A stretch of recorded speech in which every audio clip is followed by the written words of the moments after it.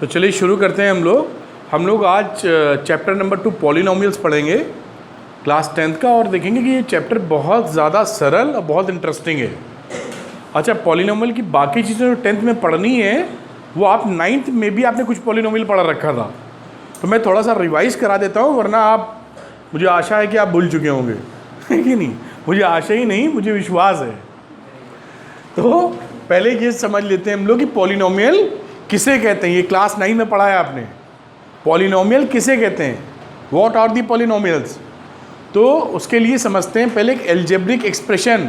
Algebraic expression का मतलब होता है एल्जेब्रा के फॉर्म में कुछ भी लिखा हो, जैसे कि ax, ए भी छोड़ दो, गिनती में आ जाता है, तुम लोग की समझ में आता है ऐसे, प्लस 3x प्लस 2, जैसे ये लिखा है, this is an algebraic expression, algebra के फॉर्म में। तो जब किसी एल्जेब्रिक एक्सप्रेशन में वेरिएबल वाले टर्म की, इसमें वेरिएबल वाला टर्म कौन सा है, x, पहचानते हैं हम लोग। जब किसी एल्जेब्रिक एक्सप्रेशन में वेरिएबल वाले टर्म की पावर होल नंबर होती है, किसकी पावर, वेरिएबल वाले टर्म की पावर होल नंबर होती है, तो उस एल्जेब्रिक एक्सप्रेशन को हम बोलते हैं पॉलिनोमियल। और अगर होल नंबर नहीं है उसकी पावर, तो पॉलिनोमियल नहीं है। जैसे यहाँ पर x वेरिएबल था, ये पावर 2 है, यहाँ x था पावर 1 है, और यहाँ कुछ नहीं था तो x की और 0 मान सकते हो। ये सब के सब क्या है, होल नंबर। होल नंबर क्या होते हैं, 0 1 2 3 4 5 6 एंड सो ऑन है ये, इसलिए क्या है, ये पॉलिनोमियल है।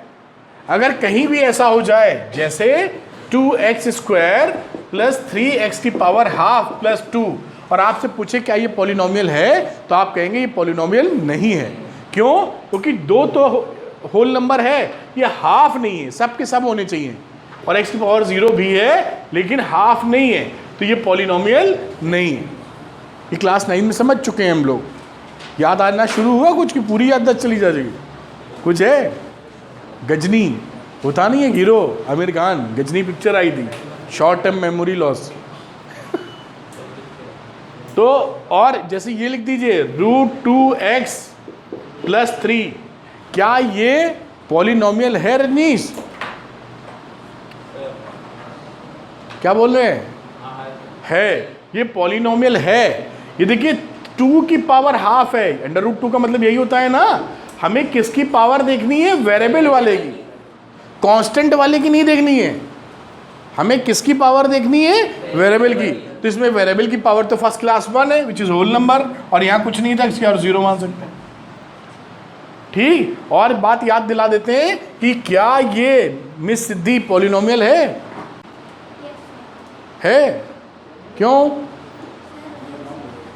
ठीक कह रही है, पॉलिनोमियल है, इसको x की पावर 0 लिख सकते हैं। ठीक है।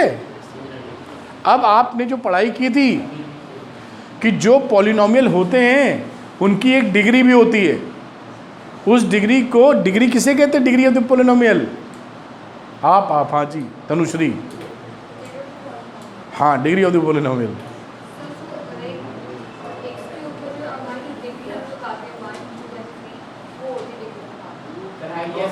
हाईएस्ट पावर, जी, आपकी मदद करने के लिए काफ़ी लोग तैयार हैं। देखिए एक साथ कितनी आवाज़ें निकली हैं।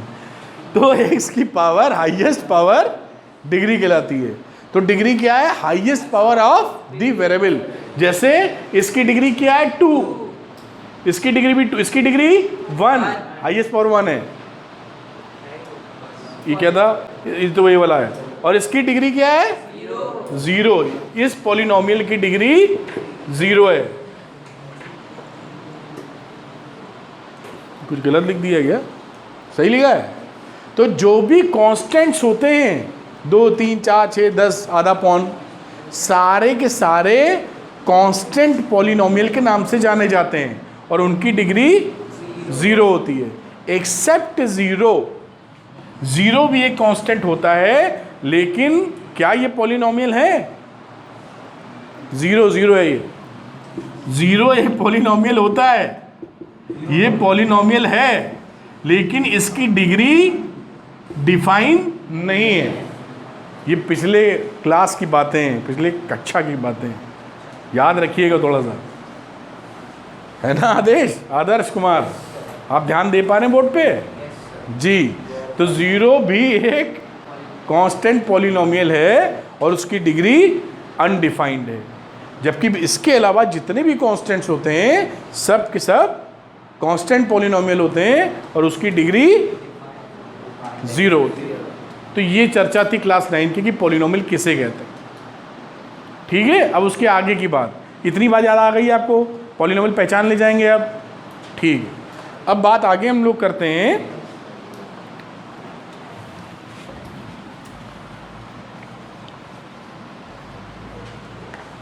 अब देखिए जो 10th में बात शुरू की है इन्होंने, कहा है कि डिग्री अगर किसी पॉलिनोमियल की 1 है तो उसको बोलते हैं लीनियर पॉलिनोमियल। जैसे एग्जांपल के तौर पर 3x + 2, ये क्या है? लीनियर पॉलिनोमियल, क्योंकि इसकी डिग्री कितनी है? 1। उसके बाद अगर किसी की डिग्री 2 है, क्वाड्रेटिक, तो डिग्री 2 का मतलब क्या है? ऐसे लिखा हुआ है, इसकी डिग्री कितनी है? Highest power of x। ये पॉलिनोमियल जो लिखे गए हैं ना, इस सिंगल वेरिएबल में, डबल वेरिएबल में भी पॉलिनोमियल हो सकता है, x y 2 कूद पड़े तो उसमें, इसमें तो x ही x है। तो सारी हम लोग पढ़ाई कर रहे हैं सिंगल वेरिएबल की पॉलिनोमियल की, है ना। फिर आ जाओ क्यूबिक में, तो ऐसे क्यूबिक लिख लेना।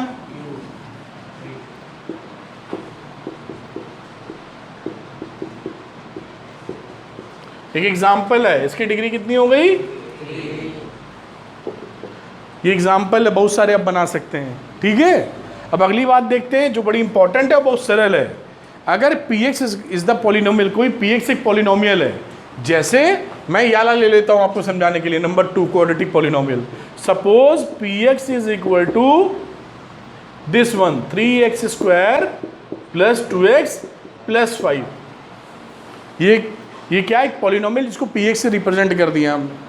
लिखा है px is the polynomial in x, ये पॉलिनोमियल इन x है। And if k is any real number, k is any real number, मान लेते हैं k की वैल्यू कितनी है? 2। k is any real number, तो 2 एक रियल नंबर होता है, ले सकते हैं। Then the value obtained by replacing x by k in px is called the value of px at x = k। यानी अगर हम x को रिप्लेस कर दें k से, जहां जहां x लिखा है वहां वहां k लिख दें, तो k का मतलब यहाँ 2 था तो हमने 2 लिख दिया, ये वाला 2। तो जहां जहां x है वहां वहां रिप्लेस कर दो 2 से। ये देखिए रिप्लेस कर दिया हमने। ठीक है, अब इसको सॉल्व कर लो, तो 3 × 4 + 2 × 2 4 + 5, और ये वैल्यू कितनी होगी? 12 4 16 और 21। हाँ, ये कहाँ रह गई थी आप? सो गए थे?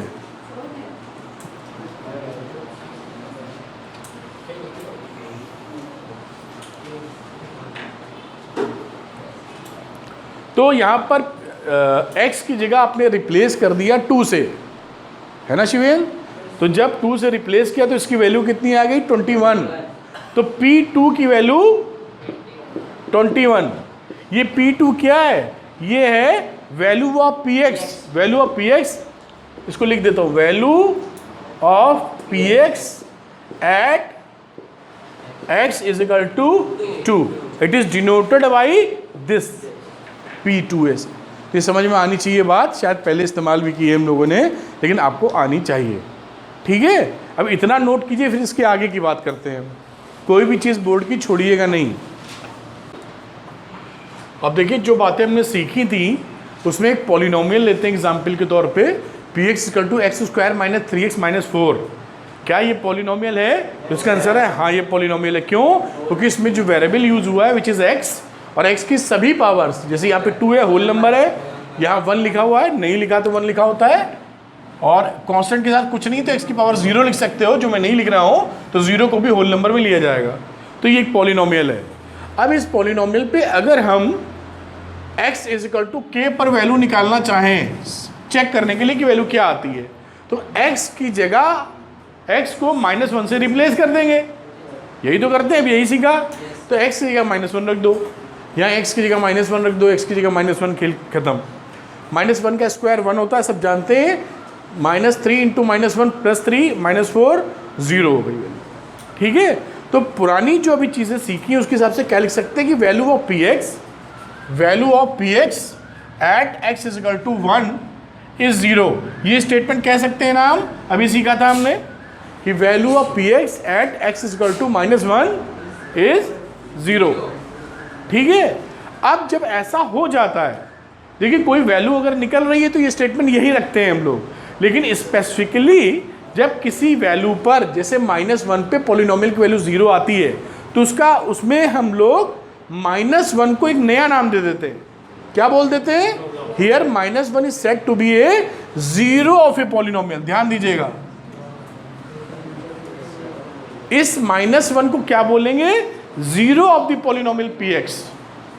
इन जनरल अगर ये k पे 0 होता, फॉर एग्जाम्पल अगर कोई रियल नंबर k लेते, वहां पर ये वैल्यू 0 मिल जाती पॉलिनोमियल, तो हम बोलते k is the zero of the polynomial px। क्या बात पूरी तरह कन्वे हो पाई है? अगर आपसे कोई बोले जीरो ऑफ द पॉलिनोमियल बताओ तो कुछ कर लेंगे क्या? कैसे, क्या मतलब है उसका? अच्छा, जल्दी से ये भी देख लेते हैं कि जीरो ऑफ द पॉलिनोमियल निकालने की टेक्निक क्या है। 9th में पढ़ चुके हैं वैसे आप, है ना। अब जैसे आपको बोले कोई बंदा कि भाई ऐसा है कि ये एक पॉलिनोमियल है px = x² - 3x - 4 जो वहाँ लिखा था। अब इसका जीरो ऑफ द पॉलिनोमियल बताइए। हमें मालूम है, शायद हम लोगों ने शायद 9 में पढ़ा है डिग्री वगैरह, कि ये कितने डिग्री का है रजनीश पॉलिनोमियल? डिग्री 2 है। अगर डिग्री 2 है तो zeros of the polynomial at most कितने हो सकते हैं बेटा विकास? रुक जाओ, भूल गए। हाँ गौरी, 4। सिद्धि, हाँ 2। ध्यान दीजिएगा, शब्दों पे बोल रहा हूं। एटमोस्ट, ज्यादा से ज्यादा। कम हो सकते हैं, हो सकता है ओवरलैपिंग हो जाए। होंगे 2, असल में होंगे तो 2 पक्का, लेकिन अगर ओवरलैप हो गया तो एक ही मिलेगा फिर आपको। और बात करेंगे अभी इस पे, लेकिन समझ पाए कुछ ना? तो अगर इसको मैं जीरोज ऑफ द पॉलिनोमियल निकालना है तो उसकी टेक्निक क्या थी कि भाई किस x पे 0 होगा, तो हम इसको ही पहले ही 0 कर देते हैं और फिर ढूंढते हैं कि x की वैल्यू क्या है जिसकी वजह से 0 है। समझ में आ रही बात? 9 में किया था। तो अगर इस वाले को पकड़े हैं अब और इसको हम क्या करना चाहें, फैक्टराइज करना चाहें, स्प्लिट, तो क्या स्प्लिट करोगे सात्विक जी? -4x + 1x।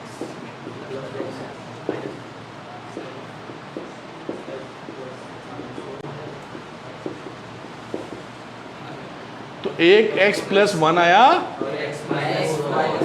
तो आप ये समझ गए कि x = -1 और x = 4। इसके ये जीरोज ऑफ द पॉलिनोमियल कितने? 2। ये टेक्निक थी जो क्लास 9 में सीखी थी आपने, जीरोज ऑफ द पॉलिनोमियल निकालने के लिए। समझ में आ रही बात? जीरोज ऑफ द पॉलिनोमियल निकालने का मतलब क्या है कि अगर इस पॉलिनोमियल में -1 रख देंगे तो ये 0 हो जाएगा, इस पॉलिनोमियल में 4 रख देंगे तो 0 हो जाएगा, है ना अंशिका?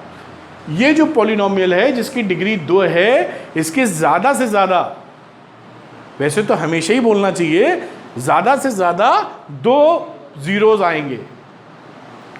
ज़्यादा से ज़्यादा क्यों बोला जा रहा है? क्योंकि मान लीजिए ऐसे कोई पॉलिनोमियल है, अब समझिए बात जब पढ़ी रहे हैं तो अच्छे से कर लेते हैं। मान लीजिए ऐसा कोई पॉलिनोमियल है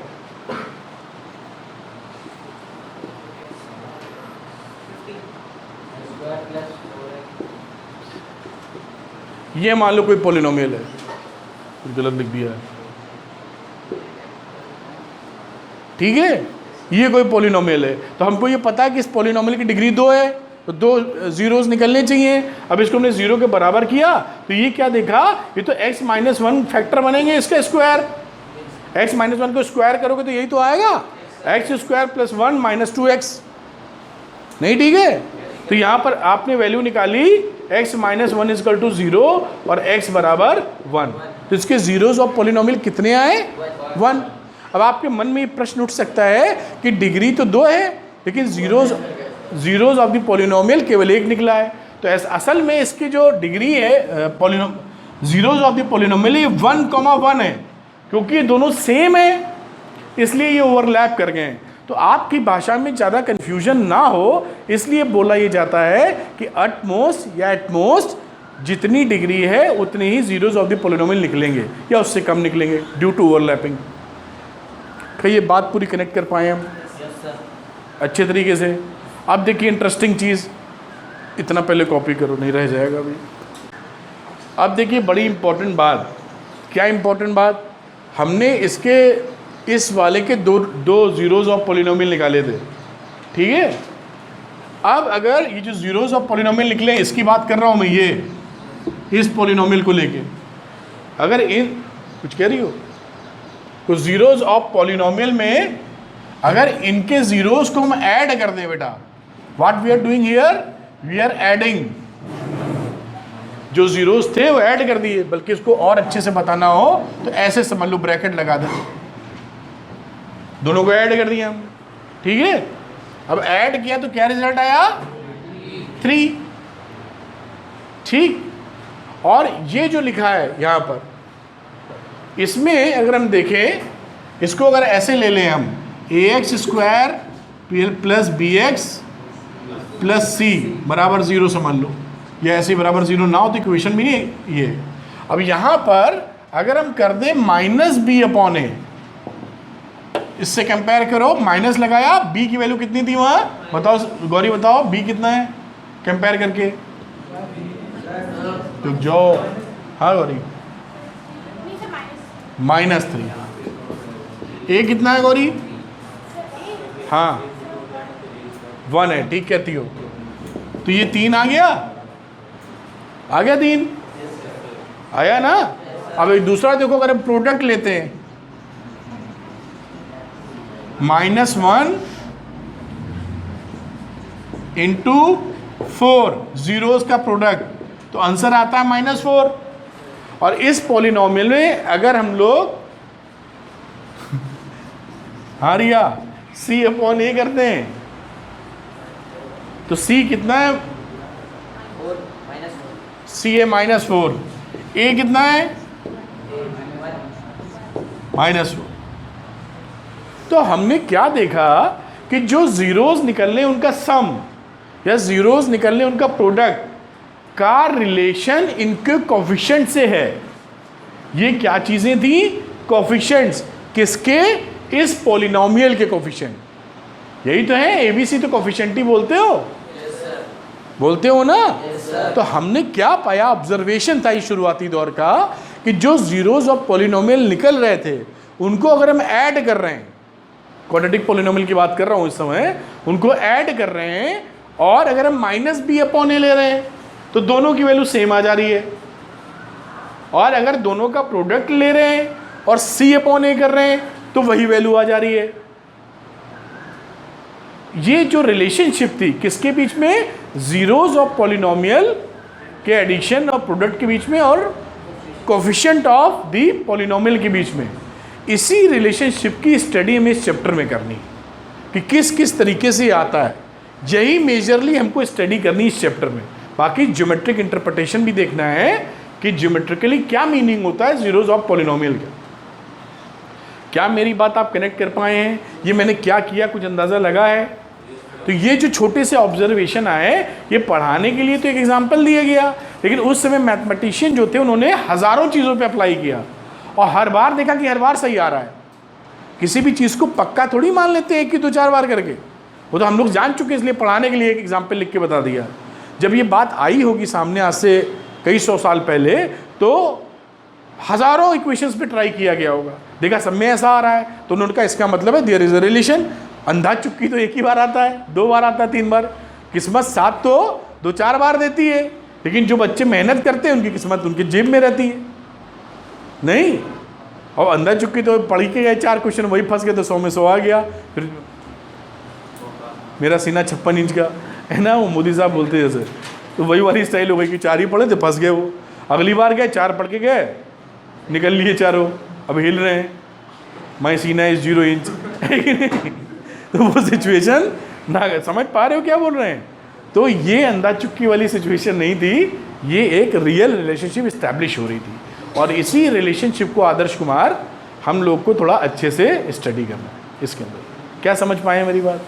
ठीक है, तो ये बात नोट कीजिए। फिर ज्योमेट्रिक इंटरप्रिटेशन क्या होता है हम जल्दी से आपको बताते हैं, फिर हम लोग कोशिश करेंगे प्रोजेक्ट की मदद से पहली एक्सरसाइज को धड़ाम धड़ूम तरीके से कर लेने की, बहुत जल्दी हो जाएगी। इसको कॉपी करो।